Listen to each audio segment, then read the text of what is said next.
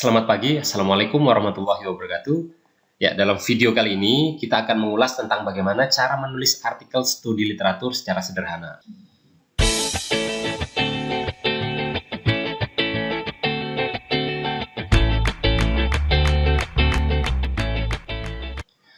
Nah, adapun struktur dari artikel ilmiah yang nanti akan kita tulis dalam bentuk studi literatur adalah yang pertama harus ada judul, kedua ada identitas penulis, yang ketiga ada abstrak, yang keempat ada kata kunci, yang kelima ada pendahuluan, yang keenam ada pembahasan, yang ketujuh ada kesimpulan, serta sebenarnya ada daftar rujukan, namun daftar rujukan tidak perlu dijelaskan karena sudah jelas bahwa daftar rujukan itu adalah kumpulan dari sumber secara lengkap dari apa yang telah kita kutip dalam isi tulisan.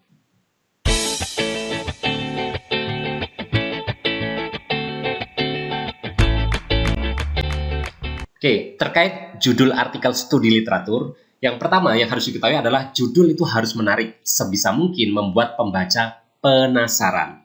Kemudian yang kedua, judul tidak boleh terlalu lengkap menyatakan subjek, lokasi, dan waktu penelitian. Nah, biasanya artikel-artikel di jurnal nasional itu seringkali dibuat begitu detail terkait judul sehingga judulnya terlalu panjang. Jadi judul itu tidak perlu menyertakan subjek penelitian kita, lokasi penelitian kita, dan waktu penelitian kita. Namun untuk studi literatur tentu hal ini tidak ada karena kita hanya mengkaji artikel-artikel ilmiah yang ada atau yang telah dipublikasikan sebelumnya. Kemudian judul jangan terlalu bertele-tele, cukup pendek saja namun informatif. Nah, yang paling penting adalah judul merupakan cerminan isi artikel. Jadi ingat, judul itu harus eye-catching. Jadi artinya harus benar-benar menarik supaya orang itu bisa penasaran dengan isi artikel yang kita tuliskan. Oke, sebagai contoh misalkan gini. Ada artikel dengan judul adalah Sistem Schemas. Ini adalah salah satu jurnal internasional yang bereputasi. Nah, ini sebenarnya membahas tentang topik yang ada di fisika, namun judulnya hanya Sistem Schemas. Ini artinya apa sih sebenarnya dan seterusnya. Ini kalau misalkan kita tidak tahu sebelumnya tentang topik ini, maka kita akan penasaran dengan isinya. Jadi, judulnya tidak terlalu panjang, namun judul cukup singkat dan bisa membuat penasaran. Oke, selanjutnya ini adalah salah satu artikel saya dengan judul Kekeliruan Memahami Konsep Gaya, Apakah Pasti Miskonsepsi? Nah, ini adalah salah satu jurnal yang terbit di jurnal nasional, artikel yang terbit di jurnal nasional. Ide saya dalam menulis ini adalah bahwa sebenarnya kekeliruan mahasiswa atau siswa dalam memahami konsep itu seringkali disebut sebagai miskonsepsi. Padahal kesalahan atau kekeliruan dalam memahami sesuatu itu tidak selalu miskonsepsi. Bisa jadi hanya dalam bentuk knowledge in pieces atau pandangannya menurut teori resource dan seterusnya. Nah, ini saya tuangkan dalam bentuk artikel ilmiah dengan judul Kekeliruan Memahami Konsep Gaya, Apakah Pasti Miskonsepsi? Seperti itu. Jadi tidak saya buat secara detail isinya apa dan seterusnya. Ini sebenarnya adalah salah satu artikel studi literatur saya. Nah, contoh lain, saya menuliskan artikel dengan judul Konsistensi Pemahaman Konsep Kecepatan dalam Berbagai Representasi. Jadi, judul artikel saya juga tidak memuat di mana saya melakukan penelitian, kemudian pada tahun berapa, dan seterusnya. Nah, biasanya kan artikel-artikel yang dituliskan dalam jurnal itu masih banyak yang menulis, misalkan ada judul penelitian eksperimen, pengaruh model pembelajaran X terhadap hasil belajar materi Y di SMA negeri sekian, kelas sekian misalkan. Nah, itu kan terlalu panjang sebenarnya. Kalau misalkan kita hitung berapa kata di situ, itu kan ada banyak sekali. Sehingga nanti bisa jadi judulnya 2-3 baris. Nah, hindari judul yang terlalu panjang dan terlalu bertele-tele. Terkait informasi di mana penelitian, kemudian kelas berapa, dan seterusnya, itu kan sebenarnya bisa dibaca di dalam artikelnya. Oke, ini juga salah satu jurnal yang terbit di jurnal nasional.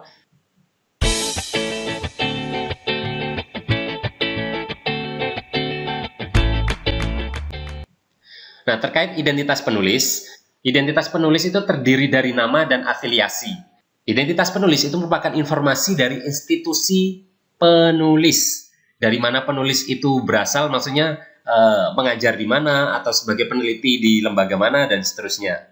Style penulisan itu bergantung pada selingkung jurnal. Setiap jurnal itu meminta style yang berbeda-beda. Maka nanti kalau misalkan Bapak Ibu menulis, maka usahakan punya template jurnal yang mau Bapak Ibu tuju. Sehingga nanti dalam menulis tinggal disesuaikan. Atau kalau memang tidak mau demikian, maka nanti di akhir setelah tulisan selesai bisa juga disesuaikan dengan template-nya. Nah, jika style jurnal meminta penomoran untuk menunjukkan afiliasi, itu tidak perlu dituliskan dengan angka berbeda jika penulis berasal dari institusi yang sama. Maksudnya seperti apa? Misalkan gini, ini adalah salah satu tulisan saya ketika saya menyelesaikan studi S2. Ini sebenarnya hanya data awal ya Bapak Ibu. Jadi bukan seluruh hasil penelitian, tapi sepenggal data awal saya tuliskan dalam bentuk artikel. Di sini terlihat bahwa tulisan ini atau artikel ini ditulis oleh saya dan kedua pembimbing saya, Prof. Arif Hidayat dan Prof. Sutopo. Nah, dari sini kita tahu bahwa ketiga penulis itu sama-sama berasal dari Pasca Sarjana Pendidikan Fisika Universitas Negeri Malang. Maka pada bagian nama-nama penulis tersebut tidak perlu diberi urutan 1, 2, dan 3. Jadi nama tidak perlu diberi urutan nomor karena penulis berasal dari institusi yang sama. Itu maksudnya. Selanjutnya sebagai contoh yang lain, ini adalah tulisan saya yang sudah saya tampilkan di awal tadi. Tulisan ini ditulis oleh saya dan rekan saya dari Stikip Muhammadiyah Sungai Penuh. Nah, dari sini terlihat bahwa nama itu harus diberi urutan nomor karena penulis berasal dari institusi yang berbeda. Jadi nama saya diberi nomor 1 karena saya berasal dari Universitas Negeri Malang dan rekan saya diberi nomor 2 karena tidak berasal dari Universitas Negeri Malang. Terkait urutannya bagaimana itu terserah dari kesepakatan para penulis. Siapa sebagai penulis pertama, kedua, dan seterusnya.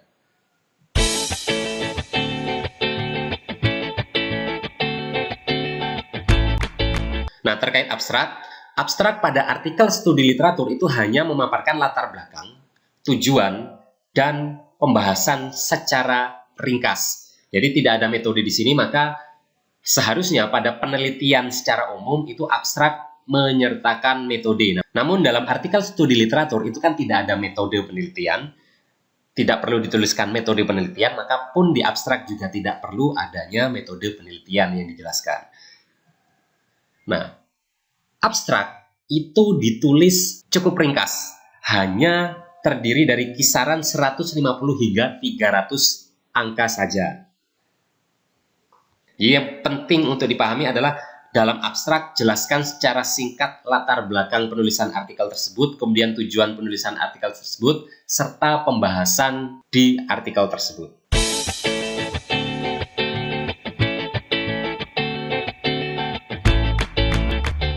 Selanjutnya terkait keywords atau kata kunci, itu harus menggambarkan isi artikel secara keseluruhan. Harus dapat ditemui di bagian judul atau abstrak. Jadi harus ada di judul atau abstrak. Kalau kita menuliskan kata kunci namun tidak ada di judul maupun di abstrak, maka itu adalah bukan kata kunci. Nah, keywords atau kata kunci itu biasanya terdiri dari 3 hingga 5 kata saja, jadi tidak terlalu banyak. Sebagai contoh, ini adalah salah satu artikel dari Mahidol University di Thailand. Ini judulnya, dan ini adalah kata kuncinya. Jadi kata kuncinya terdiri dari misconceptions, kemudian secondary school students, dan mechanics. Jadi kalau misalkan kita lihat, ketiga-tiganya, atau ketiga kata kunci tersebut, itu ada di judul yang dituliskan oleh si penulis. Jadi ingat, keywords itu harus ada di judul ataupun di abstrak. Jadi kalau tidak kita temukan di judul, maka harus bisa ditemukan di abstrak atau sebaliknya. Kalau tidak bisa ditemukan di judul maupun di abstrak, maka itu adalah kata kunci yang keliru.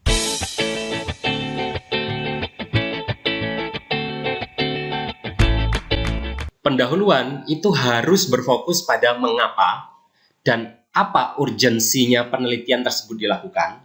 Kemudian harus tampak permasalahan yang akan disinggung. Jadi harus benar-benar muncul kenapa sih kita harus menulis itu? Jadi permasalahan penting dan harus atau wajib muncul di pendahuluan. Kalau misalkan kita tidak punya permasalahan yang dimunculkan dalam pendahuluan artikel, apakah boleh? Jelas tidak boleh. Kenapa? Karena pada prinsipnya kita menuliskan sesuatu artikel ilmiah itu tujuannya adalah untuk memecahkan atau mereduksi permasalahan yang ada. Jadi kalau tidak ada permasalahan yang kita identifikasi, maka tidak perlu menulis seperti itu. Jadi permasalahan harus muncul pada bagian pendahuluan. Nah, hal yang penting lagi adalah harus menambahkan penelitian sebelumnya yang relevan atau theoretical framework serta tujuan penelitian. Pendahuluan itu berangkat dari hal umum menuju ke hal khusus atau dari yang general menuju ke yang spesifik. Jadi kalau kita gambarkan, pendahuluan itu kurang lebih digambarkan seperti piramida terbalik. Jadi dari yang lebar menuju ke yang lebih mengerucut, seperti itu. Nah, bagaimana cara menyusun pendahuluan di artikel ilmiah studi literatur secara sederhana? Poin-poin penting yang perlu dituliskan adalah yang pertama, kita tunjukkan kondisi ideal yang seharusnya. Setelah kita berhasil menunjukkan adanya kondisi ideal yang seharusnya dicapai, maka selanjutnya adalah kita tunjukkan adanya masalah yang terjadi. Nah, setelah menunjukkan masalah yang ada, maka kita tunjukkan atau kita tuliskan kira-kira penyebab masalah itu sebenarnya apa. Nah, penyebab masalah tersebut itu harus bisa diselesaikan dengan solusi yang nantinya akan kita tawarkan. Jika kita menawarkan solusi yang tidak bisa menyelesaikan penyebab masalah tadi, jadi misalkan kita punya masalah A, penyebab masalahnya adalah B, C, D, E misalkan. Nah, kemudian kita punya solusi katakanlah PBL. Nah, solusi PBL itu katakanlah hanya bisa menyelesaikan penyebab masalah B dan C. Maka dalam menuliskan artikel, penyebab masalah D, E, dan seterusnya tadi tidak perlu kita munculkan. Jadi penyebab masalah yang kita munculkan dalam artikel itu cukup penyebab masalah yang bisa direduksi atau diselesaikan dengan solusi yang nantinya akan kita tawarkan. Nah, misalkan sebagai contoh bentuk kondisi ideal, adanya masalah, kemudian penyebab masalah serta solusinya seperti apa. Contoh sederhananya misalkan gini, ide pokok untuk kondisi ideal misalkan tujuan pembelajaran fisika adalah agar siswa dapat memahami konsep dengan baik. Ini ide pokoknya. Maka nanti tinggal kita tambahi dengan kalimat-kalimat pendukung yang lain, misalkan dengan pemahaman konsep yang baik, maka siswa akan dapat memecahkan permasalahan secara lebih baik pula dan seterusnya. Kemudian penguasaan konsep yang baik itu akan mendukung kemampuan-kemampuan berpikir tingkat tinggi yang lainnya serta dan seterusnya. Kurang lebih seperti itu. Jadi itu adalah kondisi ideal. Jadi siswa itu harus mencapai pemahaman konsep misalkan. Nah, ternyata fakta di lapangan itu menunjukkan bahwa pemahaman konsep siswa itu masih rendah. Nah, ini kan masalah. Seharusnya tujuan pembelajaran itu siswa bisa paham konsep, ternyata di lapangan siswa itu pemahaman konsepnya masih rendah. Nah, itu kan berarti permasalahan. Maka kita tunjukkan pemahaman konsep siswa itu masih rendah. Hal itu didukung dengan penelitian dari A misalkan yang menunjukkan bahwa pemahaman konsep siswa kelas sekian itu ternyata masih sekian persen dan seterusnya. Jadi kita dukung dengan penelitian-penelitian yang sudah ada sebelumnya untuk menunjukkan bahwa pemahaman konsep siswa itu memang benar-benar masih rendah. Nah, selanjutnya kita menunjukkan penyebab masalahnya apa. Nah, kalau kita telusuri pemahaman konsep rendah itu kan penyebab masalahnya banyak sekali. Misalkan, saya menunjukkan bahwa salah satu penyebab rendahnya pemahaman konsep siswa itu adalah karena pembelajaran masih dilakukan dengan ceramah saja. Nah, lalu ini didukung dengan data-data, misalkan dari artikel A itu menunjukkan bahwa dengan pembelajaran ceramah, maka siswa cenderung pasif. Dengan adanya bahwa siswa cenderung pasif, maka siswa cenderung tidak tertarik untuk mengikuti pembelajaran dengan baik dan seterusnya. Karena siswa tidak terlibat secara aktif dalam proses pembelajaran, maka siswa tidak begitu bisa memahami konsep dengan baik dan seterusnya. Jadi itu didukung dengan pendapat-pendapat lain yang menunjukkan atau menguatkan bahwa ceramah itu menyebabkan rendahnya pemahaman konsep seperti itu. Nah, selanjutnya di paragraf yang lain kita tunjukkan solusi. Misalkan seharusnya supaya pemahaman konsep siswa itu baik, maka siswa itu harus belajar sebagaimana ilmuwan menemukan pengetahuan, sehingga pembelajaran yang baik dilakukan dengan pendekatan saintifik misalkan. Jadi kita menawarkan solusi dengan adanya masalah pemahaman konsep siswa rendah, kemudian gara-gara pembelajaran yang dilakukan di kelas itu masih metode ceramah, maka kita tunjukkan bahwa sebaiknya pembelajaran itu adalah dengan menggunakan pendekatan saintifik. Lalu kita dukung dengan penelitian-penelitian kenapa sih harus pendekatan saintifik dan seterusnya, untuk menunjukkan bahwa itu memang penting dibahas seperti itu. Jadi tunjukkan bahwa pendekatan saintifik itu penting untuk dibahas untuk bisa menyelesaikan permasalahan yang ada. Nah, kemudian di bagian akhir mungkin bisa ditambahi bahwa artikel yang kita tuliskan nanti itu fokus untuk membahas hasil penelitian-penelitian orang yang telah dilakukan dengan menguji pendekatan saintifik dalam meningkatkan pemahaman konsep. Jadi nanti kita cari literatur-literatur yang membahas tentang pendekatan saintifik serta pemahaman konsep. Nah, ini cara memframe pendahuluan. Nanti bagaimana cara mengembangkan sebuah paragraf dan seterusnya itu saya rasa Bapak Ibu sudah menguasai dengan sangat baik karena sudah punya pengalaman dalam bidang akademisi, maka saya rasa tidak ada masalah dalam mengembangkan sebuah paragraf. Jadi yang perlu diingat, pokoknya buat dulu ide pokok di setiap paragraf yang mau kita tuliskan. Terkait kalimat-kalimat pendukungnya seperti apa, itu nanti tinggal kita baca literatur-literatur supaya bisa mengembangkan kemampuan kita dalam menulis. Seperti itu, Bapak Ibu.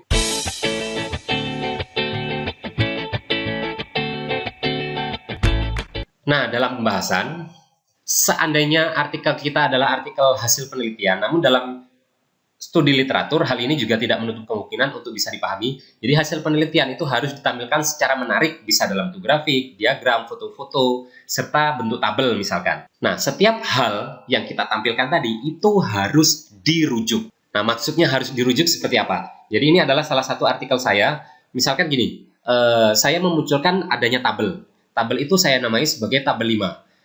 Maka, untuk bisa membaca tabel 5, kita harus mengantarkan si pembaca dalam paragraf supaya dia bisa membaca tabel 5. Maka tabel 5 itu harus dirujuk dalam body artikel atau dalam paragraf tertentu. Jadi, saya antarkan bahwa tabel 5 itu menunjukkan presentasi jawaban siswa yang benar di setiap pertanyaan misalkan. Jadi, ini adalah salah satu bentuk cara kita untuk merujuk sesuatu yang kita munculkan, baik tabel, gambar, dan seterusnya. Contoh lain, misalkan ini artikel dalam bahasa Indonesia, saya menunjukkan bahwa karena benda di dasar, maka gaya bekerja pada benda ditunjukkan pada gambar 3, misalkan. Nah, itu akan salah satu cara saya untuk menghantarkan pembaca supaya melihat adanya gambar 3 tadi. Jadi, sesuatu yang kita munculkan harus dirujuk di dalam paragraf. Nah, bagaimana cara menyusun pembahasan untuk studi literatur yang kita tuliskan sebagai contoh tadi. Tadi kan saya memberi contoh bahwa pemahaman konsep siswa itu penting, tapi di lapangan ternyata pemahaman konsepnya masih rendah. Maka cara terbaik, dikarenakan siswa itu biasanya belajar dengan metode ceramah dari gurunya, maka cara terbaiknya adalah dengan belajar atau diajar dengan pendekatan saintifik. Maka apa yang harus kita munculkan dalam pembahasan, minimal harus menjelaskan apa sih sebenarnya pemahaman konsep itu. Kemudian sebenarnya apa sih pendekatan saintifik itu. Seandainya nanti ada proses-proses tertentu yang harus dilewati dalam pembelajaran pendekatan saintifik, maka prosesnya seperti apa saja. Mungkin bisa disebutkan juga kelebihan pendekatan saintifik itu apa sih? Seandainya pun ada kekurangan pendekatan saintifik, kira-kira kekurangannya apa, dan seterusnya. Lalu kita tunjukkan di poin selanjutnya itu pendekatan saintifik dalam meningkatkan pemahaman konsep fisikal misalkan. Jadi kita tunjukkan bahwa oh, ternyata pendekatan saintifik itu sudah banyak diteliti orang, maka kita munculkan pendekatan saintifik itu sudah diteliti oleh orang dengan hasil demikian, dan seterusnya. Jadi kita paparkan boleh dalam bentuk tabel mungkin. Jadi menurut penelitian ini menunjukkan bahwa hasil penelitiannya adalah seperti ini. Menurut penelitian ini hasil penelitiannya adalah seperti ini dan seterusnya. Jadi kita rangkum hasil penelitian-penelitian orang. Kemudian nanti kita bisa menyimpulkan baik gak sih sebenarnya pendekatan saintifik dalam proses pembelajaran itu. Seperti itu kurang lebih. Jadi gampang sekali Bapak Ibu. Jadi bisa dicoba nanti menuliskan studi literatur. Mungkin kalau misalkan ditanya, loh kok mudah seperti itu. Jadi sebenarnya studi literatur itu ya punya level lah istilahnya. Jadi kita bisa menulis secara sederhana maupun kompleks. Jadi kalau misalkan Bapak Ibu baca, ada banyak kok orang yang nulis studi literatur dengan referensi ratusan jurnal. Jadi gampang atau susahnya itu tergantung dari kita. Mau sekompleks apa tulisan kita dan mau sedalam apa kita membahas sesuatu seperti itu.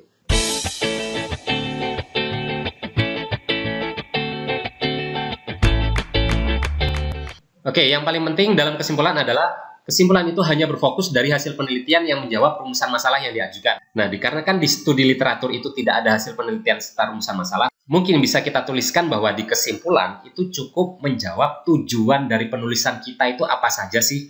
Jadi tadi kan kita mau membicarakan bahwa tujuan dari penulisan kita itu adalah untuk menunjukkan bagaimana pembelajaran saintifik, pembelajaran dengan pendekatan saintifik tadi bisa meningkatkan atau mengupgrade pemahaman konsep siswa. Maka nanti kita tuliskan di kesimpulan bahwa oh ternyata pemahaman konsep siswa itu bisa lebih baik dengan pendekatan saintifik. Pokoknya intinya seperti itu. Jadi cukup sesuai dengan tujuan yang mau kita tuliskan di artikel itu apa. Nah, itu yang akan kita simpulkan dalam bagian kesimpulan. Nah, kesimpulan itu tidak boleh terlalu panjang. Jadi tuliskan saja satu paragraf. Loh Pak, yang mau disimpulkan banyak, jadi lebih dari satu paragraf. Itu sebenarnya bukan kesimpulan, tapi pembahasan lagi. Jadi yang namanya kesimpulan itu cukup satu paragraf. Jadi misalkan gini, kesimpulan kita misalkan ada 2 poin, misalkan pendekatan saintifik itu dapat meningkatkan pemahaman konsep siswa. Yang kedua, pendekatan saintifik akan membuat siswa mengalami pembelajaran secara lebih bermakna, misalkan. Itu yang akan kita simpulkan, misalkan.